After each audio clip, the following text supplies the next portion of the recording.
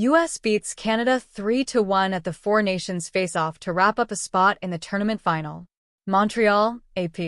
Starting with 3 fights in the first 9 seconds and ending with a celebration and a spot in the Four Nations face-off final, the United States delivered exactly what Matthew Tkachuk hoped for by beating Canada on Saturday night.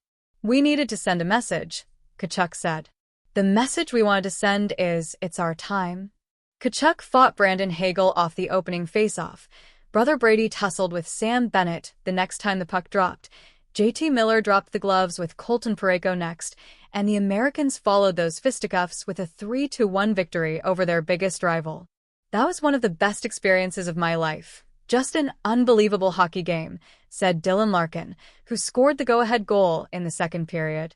The Tkachuk brothers and Millsy, what a start, and credit to those guys for answering the bell.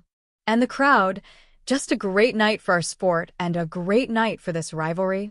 Played at a blistering pace with physicality throughout, the most anticipated game of Four Nations round-robin play did not disappoint, from the fisticuffs off the opening face-off to big hits from Charlie McAvoy on Canadian star Sidney Crosby and Connor McDavid, and more than a few vital saves by Connor Hellebuyck among his 24.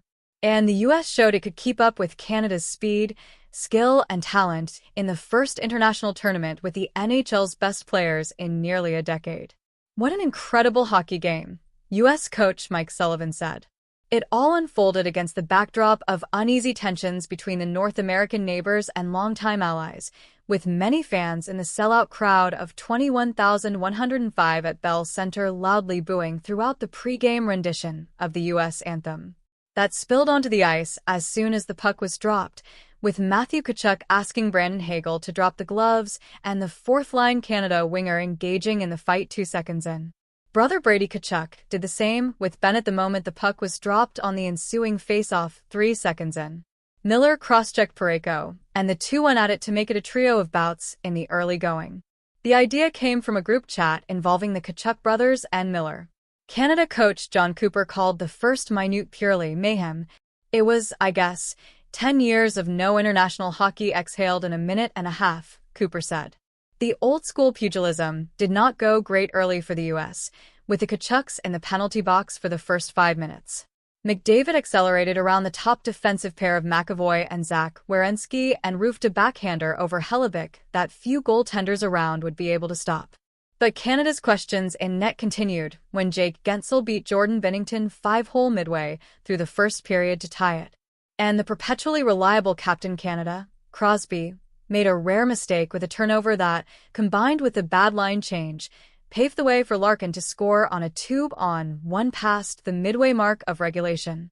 "He's not afraid to shoot it," Brady Tkachuk said. "He's got a great shot, and it ended up being the game winner." Binnington around that play made some timely stops, and Canada, without top defenseman Cale Makar because of illness, had plenty of chances to tie it but could not get the puck past Hellebuyck again.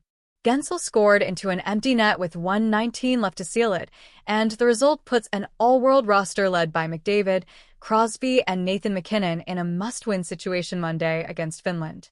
"It's kind of like a Game 7, McDavid said. "A lot of guys in this room have been in that situation before. Got to get a win." The U.S. has nothing to play for against Sweden that night, but there is concern about Matthew Tkachuk after he did not finish the game because of what Sullivan called a lower body injury.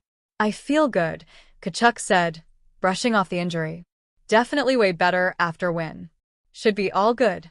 Up next, the tournament shifts to at TD Garden in Boston for games Monday, with Canada finishing round-robin play against Finland at 1 p.m. and the U.S. against Sweden at 8 p.m.